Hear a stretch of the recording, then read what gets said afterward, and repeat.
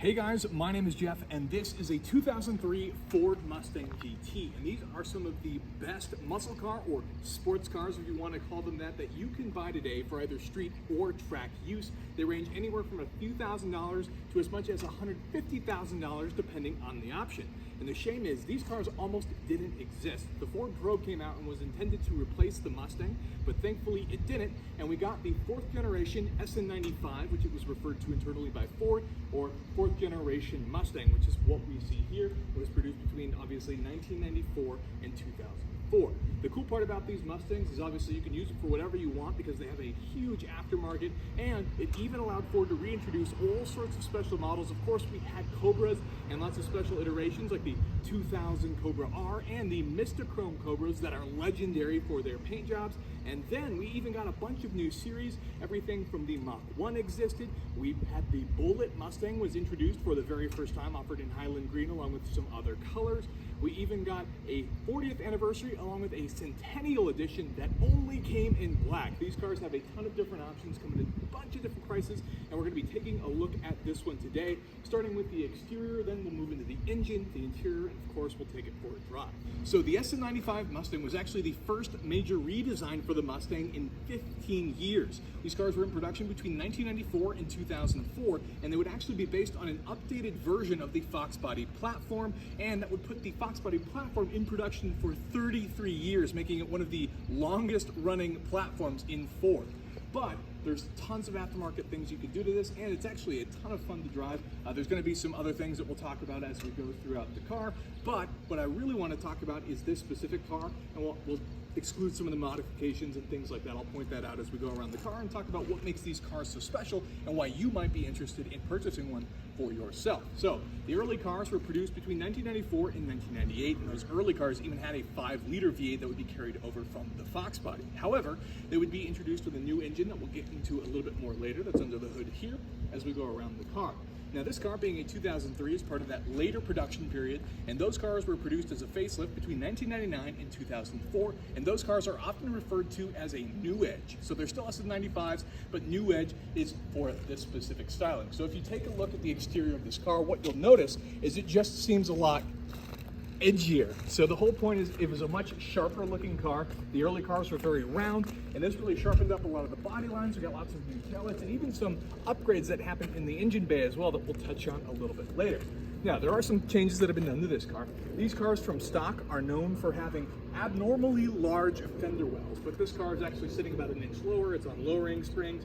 We do have a pretty massive intake here. This would have been a factory option for a hood, but the main changes also came just as an aggressive point of view. So on these side intakes that stick out in the back here, these would also be sort of lengthened and increased, and they were just that much more obvious on the new edge style, which gave it a much more aggressive stance. I personally prefer the new edge style Mustang, like this one here, especially because of the 2000 Cobra R, which is an absolutely incredible car that this one really reminisces. So we have these 18-inch SVER wheels are actually based off the Cobra R wheel, and it's a square fit net for this, but that's not what would have come from the factory. And then in the rear, that spoiler is also a Cobra R based spoiler that's finished on that one. Now the cool part about this car is it's a 5-speed manual coupe finished in black over black. So I think that adds to some of the coolness, almost makes it like a Centennial edition, so to speak. Really cool car that you should look up if you're interested in those. They have a lot of cool history goodies that went along with the sale of them. But this particular car that we're going to be looking at today just has a lot of really cool components. As we come around here, we have some fairly standard. This car's also been upgraded with the drilled and slotted rotors. We have fairly decent cars, and the cool part is these kind of modular systems. It's fairly easy to just swap some of the various brake components from other Cobras if you wanted to upgrade them. We also received black headlight housings as one of the other changes that kind of came with the new edge. Again, just adding to that cool muscly feel of the car. Now, this one does have a little bit of damage. There's some pinch welds underneath the car that hold onto these side mounts, so that's a little bit pulling away from some of it. And then we keep moving along. Obviously, this being a coupe, we have our sail panels here and our nice little fastback, which this got away from what the previous Fox body Mustang had. They got away from the notchbacks and just chose for a more simpler looking coupe. As we come back to the rear here, we have some fantastic looking taillights. I think the rear end of these cars looks fairly aggressive. The GT obviously got the split side for this, which looks fantastic. And of course, we even saw the amber introduction for the taillights there. pretty simple, pretty straightforward. Obviously the paint is not in great quality, which is kind of a little bit of a testament to some of the Ford production of the time, but a lot of it's still held up, and you can find some really nice condition versions of these cars if they were garage kept. And of course, you can always repaint it, or if you're gonna wrap it, it might not matter in your case as long as it doesn't show up through the wrap. So with that, that's a quick look at the exterior. Let's go ahead and pop the hood and see what's going on under there. So under the hood of our 2003 Ford Mustang GT is a 4.6 liter V8. That is a 2-valve V8, so a lot of people make fun of it for that, but it is certainly a stout engine, and it is part of the modular family. So what that means is you can always swap it out if you decide that you don't like this engine. It's actually really easy to put coyotes in this car. It happens all the time. You can find it all over on forums and the internet. Now, this car was rated from Ford. It was a little bit upgraded for the later cars, and you're looking at 260 horsepower and 302 pound-feet of torque, along with some other upgrades that are really easy to do from the Ford performance side and some of the stuff that I'll talk about that's been done to this car later. So 260 horsepower, 302 pound-feet of torque got you 0 to 60 around 5.8 seconds. So this was no slouch, because these are actually really lightweight cars coming in around 3,300 pounds. These will definitely move, especially if you apply even more power to these. They're fairly quick cars, and then they top out somewhere in the neighborhood of around 140 miles per hour. Obviously, you can adjust that or even make them perfect cars for taking to track days. Now, the cool part about this one is, like I said, it's been modified a little bit. It is a 2-valve engine, which it gets made fun of for, but you can make up with some other power mods. One of the most obvious things is this BBK throttle body that's in the back. So this is an enhanced throttle body, fairly popular option, and it does have a K&N air filter over here, even though I'm not sure how much of a cold air intake it's really being with the radiator and the engine right here. I imagine this is just sucking up hot heat.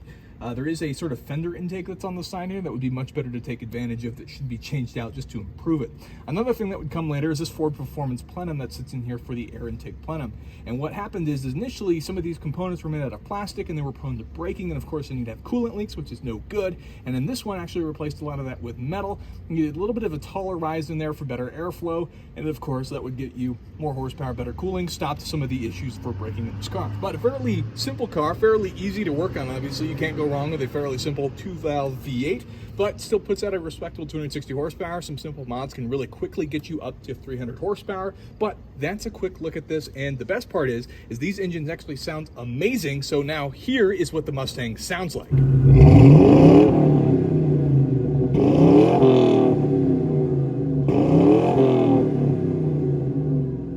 So now we're on the inside of our 2003 Ford Mustang GT, and the first things you'll notice as you get in is these seats are made of leather, and you have a mostly plastic interior, which leads to some other problems like rattling and such that I'll touch on more later. But again, this was very Ford for the time. A lot of cars were filled like plastic like this, and this car is true to all of the stereotypes of the 90s and 2000s. But of course, you can fix that, change that stuff, doesn't matter. Let's talk about what's going on in this car, which is fairly unmodified in here. Now, of course, these seats are not that impressive, even though they are leather and do have little Mustang pony badges on them. They have almost no bolstering. So if you're going to be doing any sort of track day, these will be need to upgrade ASAP, and they do start to tear a little bit. This car has held up fairly decently, but the driver's side is definitely a bit torn. And then here we have our sort of setup. This car obviously has a 5-speed manual transmission, and one of the things I wanted to mention is that all of these cars come with Tremec manual transmissions. Even if you order a V6, you get a T5.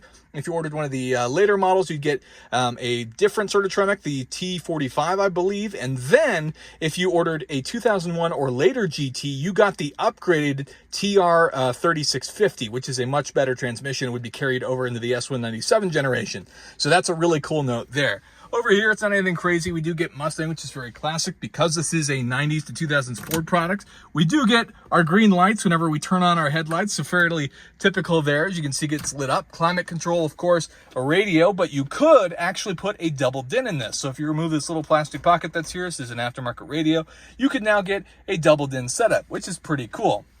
Over here, you can actually turn your traction control button off, which is pretty easy. I remember my mom, when I first got my license, told me no V8s. And of course, stuff like this, with traction control off, you could have a good time with this. So be careful. Maybe stick to the track if you're not a race car driver for that, and not doing anything sketchy on the road. Along with their fog light buttons, defrost buttons, fairly basic things. There's nothing crazy going on in this interior. No buttons on the left side, headlight switch, just your sort of standard motorized controls. The driver's side seat is motorized, but the passenger is not. This comes out so you can get a big cup holder, so very generous to the people that like their big gulps. And then, of course, motorized windows, even motorized for adjusting the mirrors and various things like that. Fairly simple interior, made of plastic, nothing impressive. The back seat, while it exists and could be used, is best reserved for grocery bags. You're really not fitting people back there comfortably. But the coolest part is if you pull these down, you get access to the trunk. And I think that's such a cool feature, especially because you can reach them. You can see I'm sitting in the driver's seat. I can still reach these. So that just tells you how little space there is. And of course, you get some storage in the center here. So that's a quick look at the interior. So now I think it's time we take this thing for a drive. Okay, so let's talk about what it's like to drive a 2003 Ford Mustang GT. So the first things is because these all came with Tremec transmissions, whether you bought the V6 or the V8, which I think is amazing, by the way. Tremec is the best you can go for as far as I'm concerned for manual transmissions. The downside to that is your left foot has a very heavy push. It's gonna feel like you're trying to push a boulder uphill with your left foot. But that also means you can kind of get more precise with clutch feel. You just have to put some work into it, and it might be a little jarring if you're coming from, Japanese clutches or, Eastern Asian cars that tend to have a little bit of a softer clutch. It'll be very jarring every time I switch between my 944 and this car. It's a little bit jarring between how the clutch pressure differences between the two. Now, on top of that, you do get a fantastic shift feel. A short shift is a must. The stock cars have a very long throw. The minute you throw a short shift kit in there, you get a lot of added benefits. As we get going, the clutch engagement's a little awkward as well, but like I said, that's one of those things that you can get used to as you drive these cars. Now, the worst offender perhaps in this car, which isn't specific to the car per se, it's just a sad nature of the era of the car, is going to be the actual steering feel. This car is very over boosted. The power steering is very much turned up, and there's a lot of top center dead feel in the car. You can move this wheel back and forth quite a bit. It doesn't move at all over the road, which is a little bit disappointing, but that's not its fault. That's just the way people were building cars in that time. Unfortunately, people thought they'd rather have the easy steering than rather worry about things like the actual driving feel. Now, fortunately, because this is an American car, there are tons of aftermarket components for this car, including a manual steering rack, which means if you were going to take this car to the track, you needed more precise steering, or even just want to rock that on the street, even though generally it's not recommended, you can do that pretty easily and swap that into your car. So you can fix that problem, no worries. It also means it's a really easy car to drive if you want to look at it that way. And all this glorious V8, this car does have an aftermarket exhaust, so you'll hear a bit more engine sound in here than you would in a normal stock car. But that 2-valve is such a great sounding engine, despite all the hate. And this car is fairly quick, all things considered, because people, that 0 to 60 time around 5.8 seconds is really good, because similar cars in the time period were producing around anywhere from, 220 to 300 horsepower. Now, most of those cars were tended to weigh a little bit more than the SN-95 Mustang, coming in around 3,700 pounds. So this car being less than 3,300 pounds makes it quite a deadly enemy. And like I said, there's tons of modifications you can do to up the power should you feel that's necessary, but it makes it a great track car, especially if you buy a coupe like this and get the 5-speed manual transmission, which in this case is going to be the upgraded Tremec that would be carried over to the S197. Another cool thing about these cars is the visibility is actually really good. So the A-pillars are fairly thin. The sail panels in the back for like that sort of coupe fastback that you think would help actually don't get in your way. It doesn't obstruct any of your visibility. You can check everything really easily on both sides of the car, and it doesn't feel overly cramped with 2 people in it. The back seat's not really usable, so you don't have to worry about that. This truck's lighting up the entire cabin right now, so there's something to know when you drive a car like this. Obviously, headlights are going to go in here at night. Another really cool thing, and perhaps one of my favorite things about this car, is actually going to be the gas mileage, which is a weird thing to say for a sports car or a muscle car. But this car, when I did the calculations myself, because obviously this car is almost 20 years old, there's no technology like that in it, came out to around 19 miles per gallon that I was averaging driving here in Phoenix, Arizona, which to me is really impressive. The fact that you can have a V8 and get that good of gas mileage, that's better than any trucks, especially a lot of newer trucks don't even get that good of gas mileage, just doing average city driving as a mix of, highway and city, which is really impressive to me. So it's something that you can obviously daily drive. Now, as far as just what sort of Mustang do you buy, I would say always shoot for a minimum a GT. Obviously, there's a ton of V6 options, and they are going to be a little bit cheaper, but not that much cheaper. You can buy a GT for as little as $5,000 to even $10,000, depending on condition. And I've even seen some even cheaper ones if you're willing to make some sketchy decisions, maybe buy a worse condition car. You can definitely buy a GT for even less than that, because it is a Mustang, and they did go on to build like 1 million of these cars. So there's a lot of options that are available for these, and the driving experience isn't the most amazing thing in the world, but it's going to scratch that itch if you need a muscle car V8, if you want a sports